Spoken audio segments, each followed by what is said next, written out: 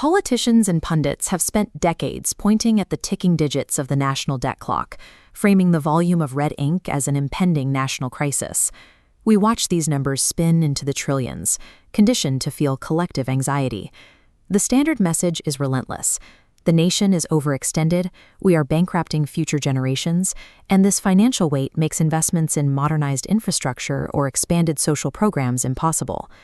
If the United States were truly broke, a strange macroeconomic paradox emerges. The same foreign governments who supposedly see us teetering on the edge of insolvency continue to accumulate American currency at a record pace. Historically, when a nation takes on unmanageable obligations, its economy buckles. Yet the American system absorbs these massive figures without the structural collapse seen in other heavily indebted nations. The American government operates by an entirely different set of rules, maintaining the concept of its national debt as a carefully managed illusion. Understanding this structural loophole reveals that the debt is not a looming catastrophe. It functions as a deliberate tool used to manage domestic expectations and maintain institutional control. The architecture of this system was established in 1944. At the Bretton Woods Agreement, the U.S. dollar was cemented as the world's primary reserve currency. This status granted the United States an exorbitant privilege.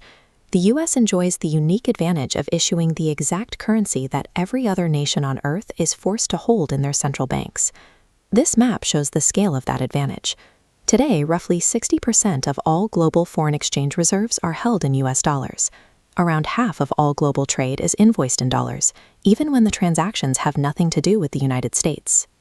Because the global economy requires dollars to function, foreign nations must continuously acquire and stockpile American currency just to participate in international trade. To get those dollars, foreign nations buy U.S. assets, mostly treasury bonds. This global purchasing effectively funds American government spending, generating capital without relying on domestic taxation. This relentless international demand sustains the strength of the dollar. The world needs dollars, so it buys American assets, which keeps the currency strong, ensuring the world continues to need it. As long as this structural demand exists, the United States holds the ultimate printing machine.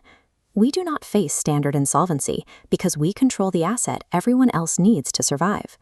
But the engine of the dollar requires fuel, cultural trust. If the currency is the machinery of American power, Hollywood is its soul. For nearly a century, American cinema has functioned as a global cultural embassy, projecting a specific image of the American dream, manufacturing worldwide aspiration. This cultural soft power translates directly into economic power. The global desire to emulate the American lifestyle manifests as a tangible demand for American currency. This position provides a specific financial mechanic. When the Treasury prints money, it exports American inflation to every foreign entity holding the dollar. This specific chart compares the diminishing real purchasing power of foreign-held U.S. bonds against the static, protected U.S. Treasury ledger.